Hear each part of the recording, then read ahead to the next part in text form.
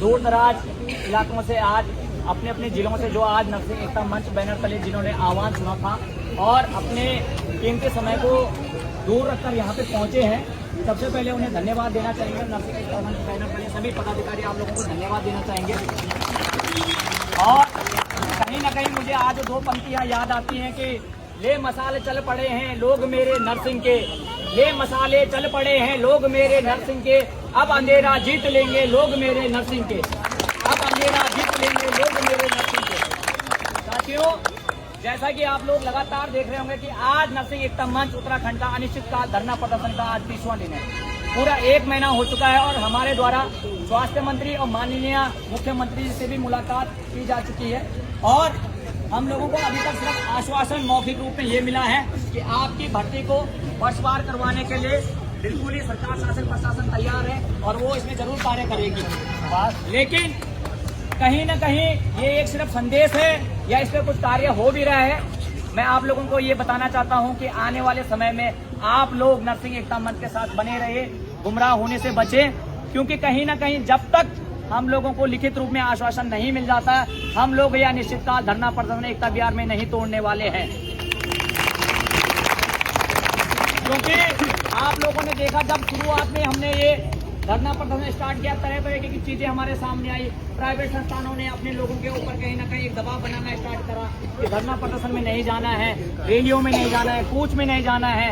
तरह तरह की चीजों को हमने फेस किया, लेकिन नरसिंह एकता मंच उत्तराखंड लगातार धरातल पे सारी बातों को दरकिनार करते हुए आज भी वर्षवार भर्ती की लड़ाई को लेकर प्रमुखता से और धरातल पे आगे सक्रिय खड़ा है।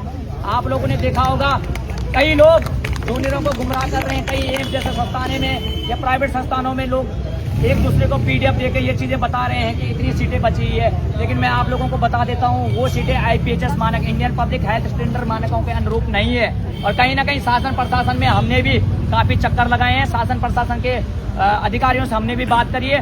कहीं ना कहीं हमारे 1500 प्लस पद अभी तो डीजे हेल्थ में ही बचे हैं और 1100 पदों पे 690 प्लस 350 पदों पर विज्ञप्ति और जारी होने वाली है। तो कहीं ना कहीं अगर एक साथ इस लड़ाई को लड़ा जा सकता है तो 2000 प्लस पद हमारे नर्सिंग साथियों को ये मिलने वाले हैं।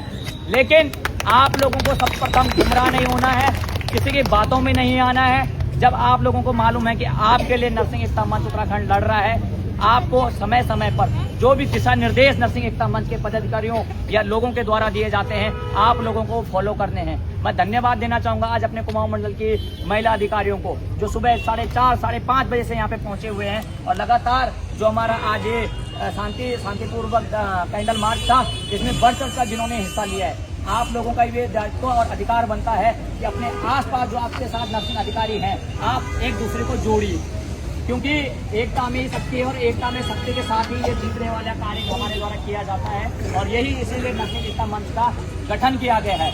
और साथियों, जिस तरीके से आप लोगों के द्वारा जब जब आपको समय मिलता है धरना स्थल एकता विहार में जरूर पहुंचिए, क्योंकि कहीं ना कहीं ये सर्द भरे मौसम में आप जहां देख रहे होंगे कि रात को जब पाला आपका तापमान है कितना कम डिग्री में रहता है, जब आप घरों में उस समय सोए रहते हो, कहीं ना कहीं हमारे नरसिंह एकता मंच के पदाधिकारी वहाँ पे उस ठंड भरे मौसम में भी अपना जीवन आप लोगों के लिए बिता रहे हैं। तो आप लोगों से मेरा ये अनुरोध रहेगा कि समय समय पर जो भी हमारे द्वारा क्रिया प्रतिक्रियाएं या कोई भी कार्यक्रम तय होता है, आप लोग उसमें बढ़ चढ़ कर हिस्सा लीजिए।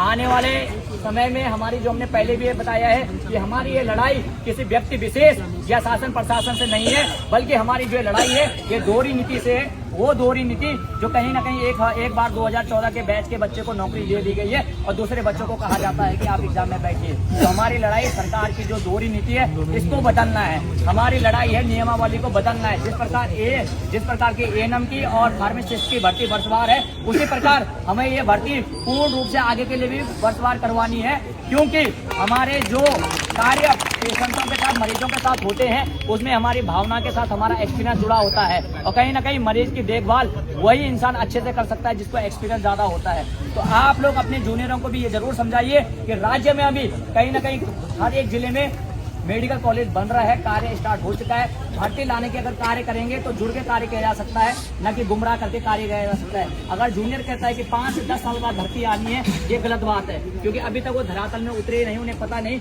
भर्ती हमारे द्वारा ही लाई जा सकती है अगर हम बार बार पदों पे पता करें कि कितने पद हमारे बचे हुए हैं। और 2027 से 2028 में पता बहुत ही ज्यादा मात्रा में, अधिक से अधिक मात्रा में हमारे स्थानांतरण के साथ साथ बहुत लोगों का रिटायरमेंट होना है।